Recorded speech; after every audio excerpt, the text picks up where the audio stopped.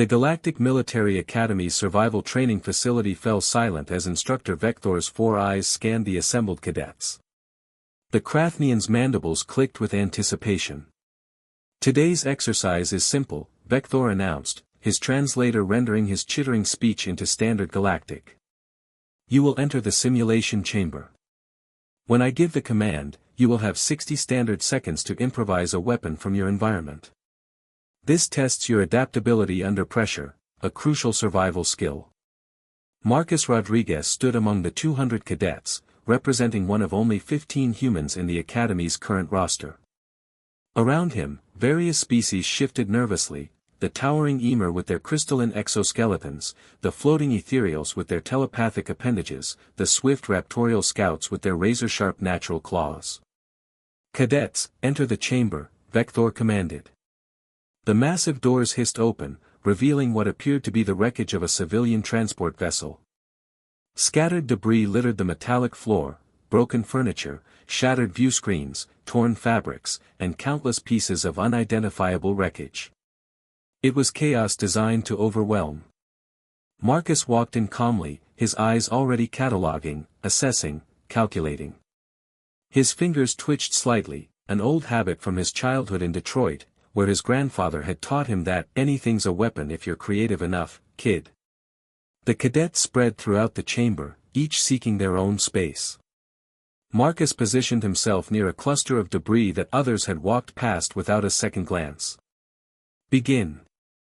Vektor's voice boomed through the speakers. Immediately, the chamber erupted into frantic activity. Cadets scrambled, searching desperately for anything that could serve as a weapon. A Emer cadet grabbed a metal pipe. An ethereal began wrapping wire around its appendages. A raptorial scout hefted a broken chair leg. Marcus, however, moved with methodical precision. His right hand grabbed a piece of broken glass, wrapping the base with torn fabric he'd scooped up, improvised knife. His left hand palmed a handful of small ball bearings that had spilled from a broken mechanism, projectiles. He stuffed them in his pocket with one smooth motion. 5 seconds elapsed. While others were still searching, Marcus had already moved to his second and third weapon. He grabbed a length of power cable, testing its tensile strength, garrote or whip, depending on need. A jagged piece of composite hull plating went into his belt, another blade, different size, different application. 10 seconds. The observation deck above the chamber buzzed with activity. Instructors from various departments had gathered to watch, as they always did for the improvisation exercise. It was a favorite among the faculty, most cadets struggled, some panicked, and the results were always enlightening. "The human is, moving efficiently," observed Instructor Calmetta, a strategic warfare specialist. "He has 4 items already," noted Commander Th Rex, his reptilian features displaying confusion. "Most cadets have barely secured one." 15 seconds. Marcus unscrewed a metal rod from a broken seat frame, baton or spear, depending on how you held it. A shard of reinforced polymer became another piercing weapon, this one curved for ripping. He spotted a small compressed air canister and grabbed it, could be a projectile launcher with the right modifications, or an improvised explosive if punctured correctly. 20 seconds. "By the ancients," whispered Instructor Vektor, his mandibles frozen mid-click. Is he categorizing them?" Indeed, Marcus had begun arranging his collected items in specific positions on his body. Lightweight weapons on his upper body for quick access. Heavier items on his belt. Projectiles in easily reachable pockets. He moved like someone who'd done this before, though his file showed he was a civilian recruit with no prior military training. 30 seconds. A fire extinguisher, blunt force weapon, or spray the contents for a visual obscurant. Broken ceramics, multiple cutting edges, or crush them for throwable shards. A length of reinforced tubing, staff, pipe, or breathing apparatus if flooding occurred. Strips of rubber material, bindings, slings, or a makeshift tourniquet that could also strangle. Around him, other cadets were celebrating their singular finds. A Emer cadet held up a jagged piece of metal triumphantly. An ethereal had fashioned crude brass knuckles from wire and debris. Marcus didn't slow down. 40 seconds. Chemical packets from a broken cleaning supply kit create irritants or obscurants. A small mirror shard, signaling device or for seeing around corners. Magnetic clamps, thrown weapons or traps. Nylon straps, restraints or snares. Screws and bolts, caltrops when scattered, or armor-piercing penetrators if launched with sufficient force. Someone stopped the timer, Commander Rex said quietly. I want to see how far he goes. 50 seconds. Plastic bottles, filled with chemicals, they become acid bombs. Empty, they're noise makers for distraction. A broken stylus, eye-gouging weapon. Foam padding, wrap it around knuckles for impact protection, or stuff it into something for sound dampening. Electrical wire, tripwires or binding. A circuit board, sharp edges for cutting, or smash it into caltrops. 60 seconds.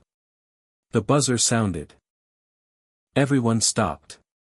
Except Marcus, who grabbed 3 more items in the 2 seconds it took him to register the sound and force his body to halt.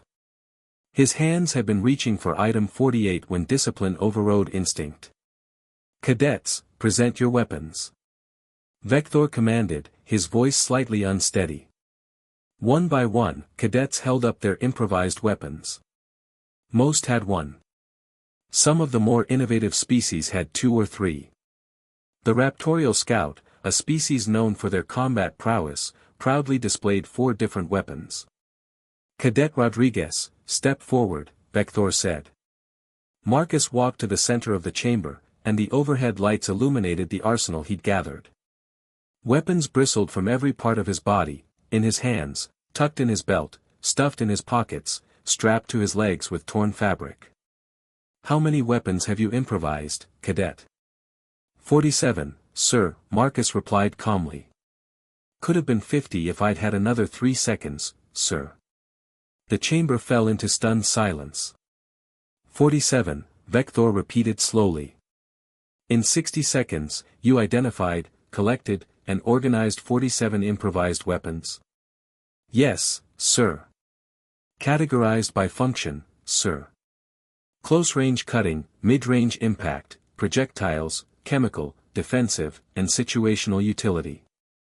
An ethereal cadet's telepathic voice echoed through the chamber, confusion evident. How is this possible? Our species has evolved for 17 million cycles. We have faced countless dangers. How does a species so young possess such paranoia, suggested a Emer cadet. Creativity, offered another. Marcus smiled slightly. My grandfather had a saying, sir. The difference between trash and treasure is knowing what you need. On Earth, we've been improvising weapons since before we had language. Rocks became hand axes. Sticks became spears. We've fought with everything from sharpened bones to nuclear missiles. We've survived ice ages, predators, plagues, and each other. He gestured to the debris around them. This isn't a disaster scene to us, sir. It's a hardware store. Commander Rex leaned over to Vector in the observation deck. And you wanted to reject his application because humans had limited combat evolution. Vector's mandibles clicked rapidly, the Krathnian equivalent of nervous laughter. I believe I may need to revise my assessment. All of them, revise all the human assessments. Below, Marcus began carefully disassembling his arsenal, explaining to fascinated fellow cadets the function and application of each improvised weapon.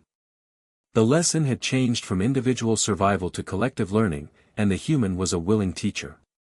47 weapons, Vector muttered, making notes on his data pad. And he called it insufficient. That evening, the instructor's report included a new notation in Humanities Species File, recategorize human threat assessment. Under duress, assume any environment can be weaponized. Recommend allied deployment only. Extreme caution if opposing. And in the margin, someone had added in handwriting, "Dear gods, never let them get angry in a kitchen."